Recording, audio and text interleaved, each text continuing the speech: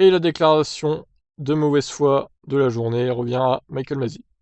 Il répond aux critiques des pilotes, les vrais inconstants, ce sont eux. Quoi? Comment il peut dire ça, quoi? Donc voilà, tout le paddock ne comprend pas l'inconstance de la FIA, nanana. Face à l'affront de Michael Masi, directeur de course de la FIA, mis en cause, a réagi. Pour lui, en clair, il ne voit pas le problème. La vraie inconstance serait celle des opinions des pilotes, selon lui. Quelle mauvaise foi, c'est incroyable. Je pense qu'ils ont été clairement informés de tout ce qu'on attend d'eux. L'autre donnée est que certains d'entre eux sont d'accord, d'autres pas. Et c'est toujours le cas avec chacun d'entre eux. Ils ont été d'accord et en désaccord tout au long du processus.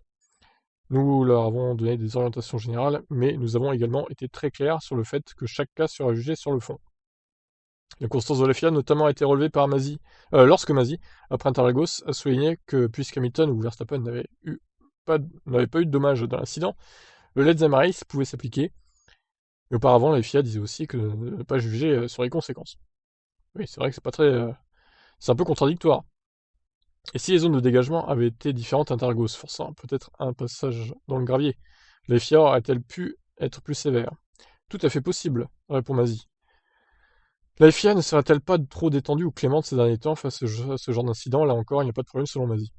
Il ne s'agit pas d'être plus détendu, il s'agit d'examiner chaque incident selon ses mérites, comme nous l'avons fait pour chacun d'entre eux. Il y a un panel de commissaires indépendants. Contrairement à ce que beaucoup de gens pensent, ce n'est pas moi qui suis assis là en tant que juge et jury. Nous avons un regard, nous avons un panel de commissaires qui examine chaque incident. Et ensuite, comme nous l'avons vu, il détermine si cela mérite une enquête. Si c'est le cas, il y a une enquête. Et ensuite, il détermine s'il y a violation ou pas. Le directeur de course rappelle cependant qu'être l'arbitre dans un duel très combatif n'est pas une chose aisée. Il n'y a pas de régulateur au monde qui soit populaire. Si vous êtes un arbitre, vous êtes un régulateur de n'importe quel sport, cela fait partie du rôle que nous remplissons. Et de notre point de vue, il y aura toujours de légères différences. En somme, l'inconstance serait une illusion, puisque nécessairement chaque incident est unique, conclut Masi. Oui, non mais là, ça d'accord, mais il y a quand même des incidents qui ressemblent à d'autres, on peut pas dire le contraire. Donc si c'est un incident similaire à un autre, bah, il faut donner la même pénalité. Pour moi, ça paraît évident. C'est logique en fait. Chaque incident est différent, il y a des petites nuances, tout le monde essaie de regrouper les incidents et de dire c'est tout pareil, mais ce n'est pas le cas.